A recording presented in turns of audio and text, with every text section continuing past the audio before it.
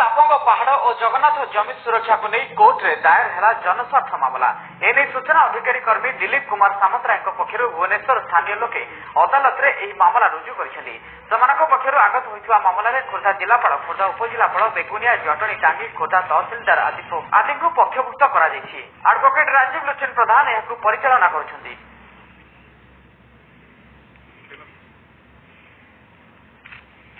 31/3/2018 रे क्षमा करेंगे 31/8/2018 रे सूचना अधिकार कर्मी दिलीप सामंतराय तरफ एक जनस्वार्थ मामला खोर्धा जिला कोर्ट रे और मुझे परिचालना करुचे।